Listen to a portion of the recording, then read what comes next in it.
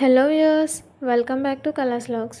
మీకు ఈరోజు ఈ వీడియోలో ఎంతో క్రిస్పీగా ఉండే వరిపిండితో చిట్టి వడియాలు ఎలా తయారు చేసుకోవాలో చూపించబోతున్నామండి.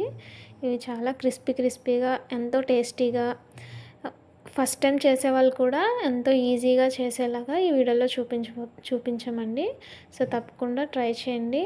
ఇంకెందుకు ఆలస్యం ప్రాసెస్లోకి వెళ్ళిపోదాం. ముందుగా ఒక మిక్సీ జార్ని తీసుకొని మిక్సీ జార్లోకి ఒక 10 వరకు పచ్చిమిర్చి అలాగే అల్లం తీసుకొని మెత్తగా పేస్ట్ చేసుకోవాలండి.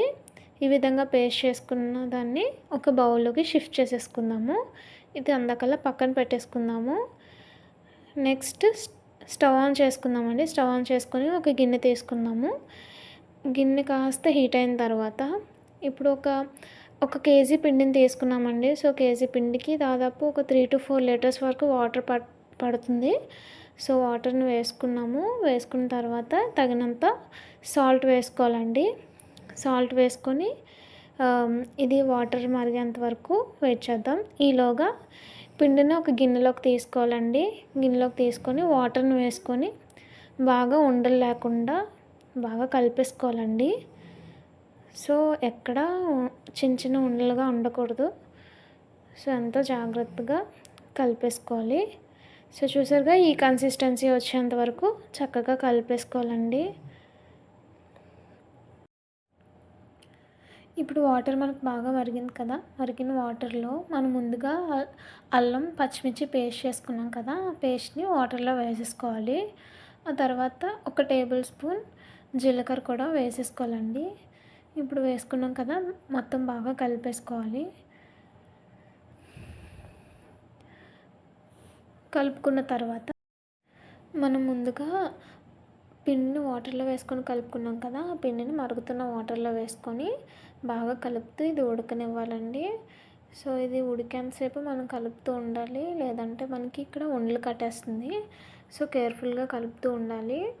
సో ఇప్పుడే సాల్ట్ చూసుకొని ఒకవేళ సరిపోకపోతే ఇప్పుడే సాల్ట్ వేసుకోవాలండి. సో ఉడికింది, చక్కగా ఉడికిన తర్వాత మనం స్టవ్ ఆఫ్ చేసుకొని త్వరగా చల్లారడానికి పళ్ళెంలో వేసుకున్నామండి. ఇప్పుడు చల్లారిన తర్వాత ఎండలో దీన్ని వడియాలుగా చిన్న వడియాలుగా పెట్టేసుకోవాలి. ఇదేంటంటే కాటన్ క్లాత్ ఏదైనా తీసుకోవాలండి. కాటన్ క్లాత్ తీసుకొని ముందుగా కాటన్ క్లాత్ని తడిపేసి బాగా వాటర్ లేకుండా పిండేసుకొని దీంట్లో చూపిస్తున్న విధంగా చిన్న వడియాలుగా పెట్టేసుకోవాలండి. సో చక్కగా మాకు ఇన్ని వడియాలు వచ్చాయి. ఈ వడియాలన్నిటిని 2 days వరకు ఎండబెట్టుకున్నామండి. ఎండలో ఎండబెట్టుకున్న తర్వాత వీటిని కాటన్ క్లాత్ నుంచి రిమూవ్ చేస్తున్నాము. సో ఇవి తీసి చూసాం కానీ రావట్లేదు. సో ఇప్పుడు ఏం చేద్దామంటే క్లాత్ని వెనక్కి తిప్పి వాటర్ని చిలకరించుకుంటూ ఎక్కువ కాదండి. సో వాటర్ని జస్ట్ కొంచెం వేయాలి. వేసాక చూసారుగా ఈ విధంగా వడియాలను తీసినట్లయితే ఎంతో ఈజీగా రిమూవ్ అయిపోతున్నాయి క్లాత్ నుంచి. సో ముక్కలు కూడా అవ్వట్లేదు. జనరల్గా ఏంటంటే వడియాలు పెట్టేటప్పుడు అందరికీ ఇదే ప్రాబ్లం అవుతూ ఉంటుంది. సో ఈజీగా ఈ విధంగా రిమూవ్ చేసుకోవచ్చు. చూసారుగా ఈ విధంగా వడియాలు వచ్చాయి. కాకపోతే 80% వరకు ఎండాయి. ఇంకొక 1 day ఎండాలండి. సో 1 day ఎండబెట్టుకున్నాము. సో 100% మనకు చక్కగా ఎండిపోయాయి. ఇప్పుడు వీటిని చూసారుగా చాలా చక్కగా ఎండిపోయాయి కదండి. వీటిని స్టోర్ చేసుకుందాము. ఏదైనా ప్లాస్టిక్ కంటైనర్లో తడి లేకుండా చూసుకొని వాటిని వేసుకొని మూత పెట్టేసుకొని స్టోర్ చేసుకుందామండి. సో ఇప్పుడు వడియాల్ని స్టోర్ చేసేసుకున్నాము. సో వడియాలు తయారు చేసుకున్నాం కదా. ఇప్పుడు వేయించుకొని చూద్దాము. ఇప్పుడు స్టవ్ ఆన్ చేసుకొని ఒక ప్యాన్ పెట్టేసుకుందామండి. ప్యాన్ పెట్టేసుకొని తగినంత ఆయిల్ వేసుకుందాము. ఆయిల్ బాగా హీట్ అవ్వాలి. హీట్ అయిన తర్వాత వడియాలు కొద్దిగా తీసుకొని బాగా వేయించుకోవాలండి. సో చూసారుగా ఇలా వేయగానే అలా పొంగుతూ వచ్చాయి కదా. సో చూసారుగా ఫ్రెండ్స్, వడియాలు బాగా మాడనివ్వకూడదు. సో చక్కగా వేగిన తర్వాత వేరే ప్లేట్లోకి షిఫ్ట్ చేసేసుకుందాము.